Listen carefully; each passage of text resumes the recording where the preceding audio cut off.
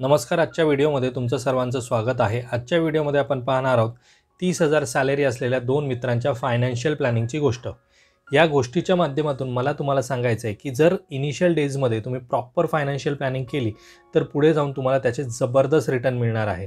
पण ही financial planning करत असताना आपण कोणत्या गोष्टी टाळायला हव्यात आणि कोणत्या गोष्टी करायला हव्यात ते आपण या व्हिडिओच्या माध्यमातून समजून घेणार आहोत. तर व्हिडिओ कुठेही स्किप करू नका, शेवटपर्यंत पहा, तरच तुम्हाला समजेल की प्रॉपर फायनान्शियल प्लॅनिंग कशा प्रकारे केली जाते. चला व्हिडिओला स्टार्ट करूयात. पण व्हिडिओला स्टार्ट करण्याअगोदर जर तुम्ही चॅनलवरती नवीन असाल आणि चॅनलला अजूनही सबस्क्राईब केलं नसेल तर चॅनलला सबस्क्राईब करून ठेवा, म्हणजे असेच इन्फॉर्मेटिव्ह व्हिडिओज तुम्हाला या चॅनलवरती पाहता येतील. ज्या दोन मित्रांची गोष्ट आपण पाहणार आहोत त्यातला एक आहे प्रकाश आणि दुसरा आहे यतीन. दोघांचीही सॅलरी 30,000 रुपये आहे आणि दोघांचं वय 25 वर्ष आहे. यातील प्रकाशची फायनान्शियल प्लॅनिंग आपण पाहूयात. प्रकाशला सॅलरी आहे 30,000 रुपये आणि त्यातले 10,000 रुपये तो घर खर्चासाठी घरी देतो. उरलेले जे 20,000 रुपये आहेत त्याच्यामध्ये काय काय एक्सपेन्सेस आहेत ते पहा. ट्रान्सपोर्टसाठी 1,500 रुपये खर्च होतो, बाईकसाठी 1,500 रुपये खर्च होतं, मोबाईल रिचार्जसाठी 500 रुपये खर्च होतात, बाहेर खाण्यासाठी किंवा इतर गोष्टींसाठी खर्च होणारा पैसा आहे 3,500 रुपये, जो की खूप जास्त आहे. त्याला फिरायला आवडतं त्यामुळे त्याचा खर्च आहे महिन्याचा 2,000 रुपये. मिसलेनियस एक्सपेन्सेस म्हणजे असे काही एक्सपेन्सेस ज्याला आपण कन्सिडर करू शकत नाही किंवा कधीतरी अचानक होतात, त्यासाठी 2,000 रुपये. असे टोटल त्याचे 10,000 प्लस हे जे काही खर्च आहेत ते मिळून 21,000 रुपये खर्च होतात महिन्याला. 21,000 रुपये खर्च होतात. यामध्ये त्याने कोणत्याही प्रकारचा इन्शुरन्स घेतलेला नाही, ना त्याने लाईफ इन्शुरन्स घेतला ना त्याने हेल्थ इन्शुरन्स घेतला, त्यामुळे इन्शुरन्समध्ये अमाऊंट 0 आहे. पण त्याने एक गोष्ट केली आहे ती म्हणजे म्युच्युअल फंडमध्ये 5,000 रुपीजची इन्व्हेस्टमेंट केली आहे आणि एवढं सगळं करून त्याच्याकडे मंथली सेव्हिंग राहते 4,000 रुपीज. अशा प्रकारे प्रकारची 30,000 सॅलरी वेगवेगळ्या कारणांसाठी वापरली जाते आणि त्यातून शेवटी राहतात किती? 4,000 रुपये. आता पाहूयात आपण यतीनचं प्लॅनिंग. आता सेम जसं प्रकाशचं आहे तसंच यतीनचं सुद्धा फायनान्शियल प्लॅनिंग आहे. त्याने सुद्धा 30,000 रुपये सॅलरी, तो सुद्धा 10,000 रुपये घरी देतो. ट्रान्सपोर्टसाठी दोघांचेही खर्च 1,500 रुपये आहेत. बाईकसाठी दोघांनाही पेट्रोलला खर्च 1,500 जातो. मोबाईलसाठी सुद्धा 500 रुपये खर्च होतात. पण इथे जे फूडसाठी 3,500 रुपये प्रकाश खर्च करतो त्याऐवजी यतीन फक्त 500 रुपये खर्च करतो. त्यानंतर ट्रॅव्हल आउटसाईडसाठी इथे 2,000 रुपये खर्च होतात. इथे सुद्धा त्याला फिरायला आवडतं पण त्यासाठी तो फक्त 1,000 रुपये खर्च करतो. मिसलेनियस एक्सपेन्सेस इथे 2,000 रुपये आहेत. इथे इतर जे खर्च आहेत ते 1,000 रुपये आहेत. त्यामुळे याचे जे टोटल एक्सपेन्सेस आहेत हे 10,000 आणि हे जे काही खर्च आहेत ते पकडून टोटल होतात 16,000 रुपये खर्च. आणि 30,000तनं 16,000 रुपये गेल्यानंतर राहिलेले जे 14,000 रुपये आहेत त्यातील काही पैशांचा त्याने काय केलं आहे? टर्म प्लॅन काढून ठेवला आहे. टर्म प्लॅन म्हणजेच लाईफ इन्शुरन्स काढून ठेवला आहे आणि त्याची मंथली EMI किंवा मंथली प्रीमियम जी जाते ती जाते 1,000 रुपये. हेल्थ इन्शुरन्सची प्रीमियम जाते 1,000 रुपये पर मंथ. आपण हे पर मंथच्या हिशोबाने कॅल्क्युलेट केलेलं आहे आणि टोटल इन्शुरन्स अमाऊंट जाते 2,000 रुपये. ही टोटल जाते. उरलेले जे पैसे आहेत त्यापैकी 10,000ची इन्व्हेस्टमेंट तो म्युच्युअल फंड्समध्ये करतो. जिथे प्रकाश 5,000ची इन्व्हेस्टमेंट करत होता तिथे यतीन 10,000ची इन्व्हेस्टमेंट करतोय म्युच्युअल फंडमध्ये. आणि त्यानंतर नेट सेव्हिंग जी इथे 4,000 रुपये राहत होती ती इथे राहते 2,000 रुपये. अशा प्रकारे दोघांनीही करिअर एकत्र सुरू केलं. दोघांचं वय एक आहे. दोघांनी फायनान्शियल प्लॅनिंग करण्यासाठी सुरुवातसुद्धा एकाच वेळेस केली आणि दोघांनीही इन्व्हेस्टमेंट जर्नी त्यांची स्टार्ट केली. पण ज्याला जसं जमत होतं त्या प्रकारे त्याने इन्व्हेस्टमेंट स्टार्ट केली. इथे 5,000ची इन्व्हेस्टमेंट सुरू केली, इथे 10,000ची इन्व्हेस्टमेंट सुरू केली. आता काही वर्ष असंच निघून जातात आणि 5 वर्षानंतर पुन्हा हे दोघे जण भेटतात आणि पुन्हा एकदा त्यांचं फायनान्शियल प्लॅनिंग ते चेक करतात. तर यावेळेस असं होतं की 5 वर्षानंतर प्रकाशची जी सॅलरी आहे ती वाढून 42,000 रुपये होते आणि यतीनची सॅलरी फक्त 38,000 रुपये आहे. अगोदर 5 वर्षापूर्वी ते घरामध्ये 10,000 रुपये द्यायचे, आता ते घरातल्या घर खर्चासाठी देतात 15,000 रुपये. दोघेही सेम अमाऊंट पेड करतात घरामध्ये. ट्रान्सपोर्टसाठी दोघांनाही 2,000 रुपये खर्च होतो, बाईक पेट्रोलसाठी 2,000 रुपये खर्च होतो, मोबाईलसाठी 2,000 रुपये खर्च होतो. फूडसाठी जिथे प्रकाशला अगोदर 3,500 रुपये खर्च व्हायचा फूडसाठी, आता ते 5,000 रुपये झालेत. बाहेर फिरताना फूडवर लागणारा जो खर्च आहे त्याचा तो झाला आहे 5,000 रुपये आणि इथे फूडवरती राहणारा खर्च आहे 1,500 रुपये. ट्रॅव्हल आउटसाईडसाठी त्याला 3,000 रुपये खर्च येतो. इथे ट्रॅव्हल आउटसाईडसाठी 2,000 रुपये खर्च येतो. त्यानंतर मिसलेनियस एक्सपेन्सेस इथे आहेत 2,000, इथे आहेत 2,000.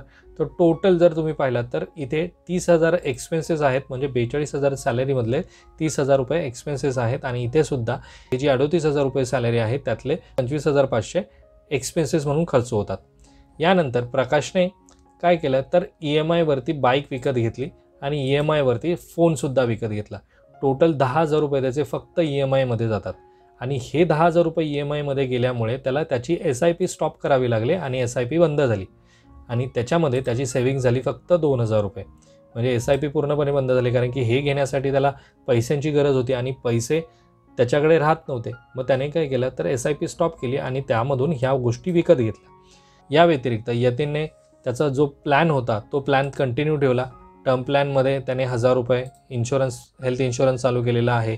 आणि त्याची म्युच्युअल फंडची जी इन्व्हेस्टमेंट जी अगोदर 10,000 रुपये मंथली होती तीसुद्धा 10,000 रुपये मंथली SIP त्याची कंटिन्यू आहे.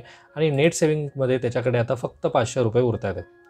पण तरीसुद्धा त्याने त्याची जी SIP होती किंवा म्युच्युअल फंडमध्ये जी इन्व्हेस्टमेंट त्याने स्टार्ट केलेली ती त्याने बंद केली नाही. या व्यतिरिक्त त्याने काय केलं की त्याच्याकडे जी सेव्हिंग राहत होती, जी 2,000 3,000 जी काही सेव्हिंग एखादा खर्च लिहितो किंवा ठरवतो की एवढा खर्च होईल तेवढा खर्च होईल, पण बऱ्याच वेळा काय होतं की तेवढा खर्च होत नाही किंवा तिथे ते पैसे खर्च होत नाहीत. मग ते पैसे जे सेव्ह होतात त्या पैशांमधनं त्याला जी गरजेच्या गोष्टी आहेत त्या गोष्टी यतीनने विकत घेतल्या. ज्या गोष्टींची त्याला गरज नाही आहे त्या गोष्टी उगाचच त्याने विकत घेतल्या नाहीत. आता यामध्ये याची जी इन्व्हेस्टमेंट आहे ती कंटिन्यू चालू राहिली आणि याची इन्व्हेस्टमेंट जी आहे ती पूर्णपणे बंद झाली. आणि याचा परिणाम काय झाला तर जर तुम्ही पाहाल तर प्रकाशने काय केलं आहे, सुरुवातीला फक्त पहिल्या वर्षी 5,000ची SIP सुरू केली आणि ती 60,000 रुपये त्याने त्याच्यामध्ये इन्व्हेस्ट केले. म्हणजे फक्त टोटल इन्व्हेस्टमेंट त्याची किती झाली 60,000 रुपये. आता ह्या 60,000 रुपयाला त्याने काढलं नाही आणि ते तसेच ठेवून दिले, म्हणून 18% एक्सपेक्टेड रिटर्न आपण कन्सिडर केला तर त्याला वेल्थ गेन मिळाला 62,000 आणि त्याची टोटल वेल्थ झाली 1,28,000 5 वर्षानंतर. याने काय केलं की प्रत्येक वर्षी 1,20,000 1,20,000 1,20,000 तो इन्व्हेस्ट करत गेला. 5 वर्षामध्ये त्याने 6 लाख इन्व्हेस्ट केले यतीनने आणि 18% एक्सपेक्टेड रिटर्नच्या हिशोबाने त्याला वेल्थ गेन झाला 3 लाख रुपयाचा आणि टोटल वेल्थ क्रिएट झाली 9,76,000 रुपयाचा. तर यामध्ये तो एव्हरी इयर स्टेपअप पण करू शकत होता, पण त्याने ते न करता त्याने काय केलं फक्त आणि फक्त प्रत्येक वर्षी जी त्याने SIP सुरू केली होती ती मेंटेन ठेवण्याचा प्रयत्न केला. अशा प्रकारे दोघांनीही जर्नी सुरू केली होती एकत्र, पण एकाची जी वेल्थ आहे ती आता आहे 10 लाखाच्या आसपास आणि एकाची वेल्थ आहे फक्त 1 लाख रुपये. आता तुम्ही म्हणाल की ही तर गरज आहे, त्याला फोन पण पाहिजे होता, बाईक पण पाहिजे होती, ही त्याची गरज होती, त्यासाठी त्याने ते SIP स्टॉप केली आणि त्यामध्ये इन्व्हेस्ट केले पैसे.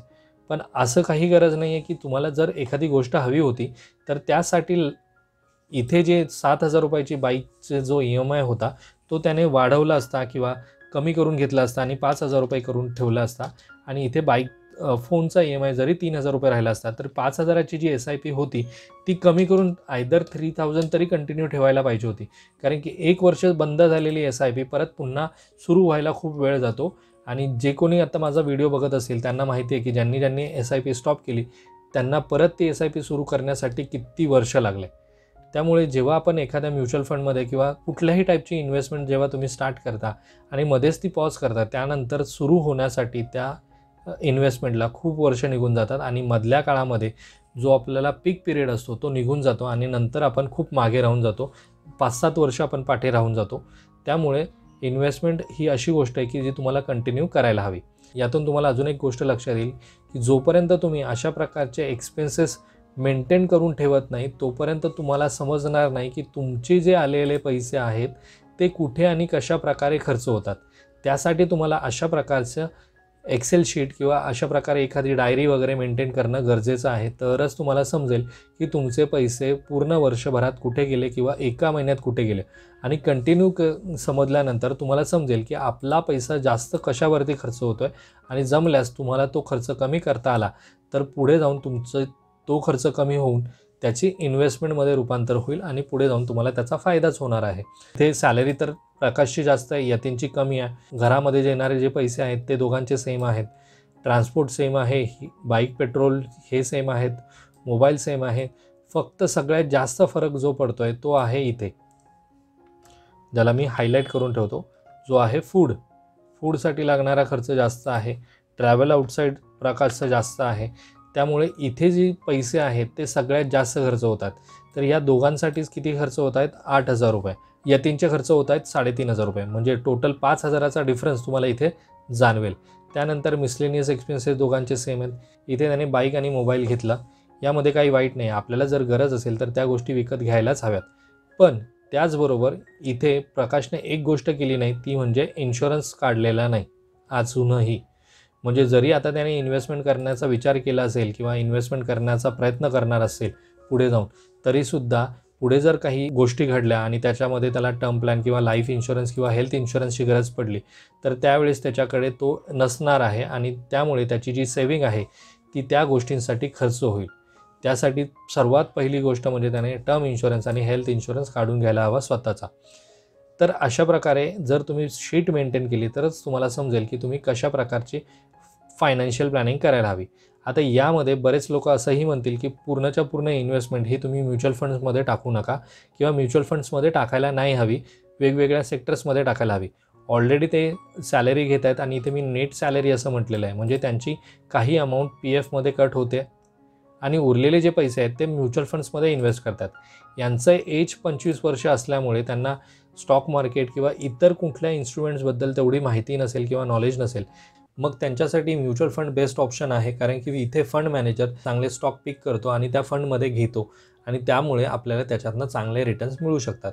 म्हणजे कोणत्याही म्युच्युअल फंड्समध्ये तुम्ही जर इन्व्हेस्टमेंट केली तर आरामशीर तुम्हाला 10% ते 15% रिटर्न मिळून जातात, सहज मिळतात. 15% तर कुठेच नाही गेलेत. या अगोदरचे जर तुम्ही माझे व्हिडिओज पाहिले असतील तर त्यामध्ये बरेच असे मी फंड सांगितलेत की जे तुम्हाला 18, 19, 20% रिटर्न देत आहेत गेल्या 25 वर्षापासून.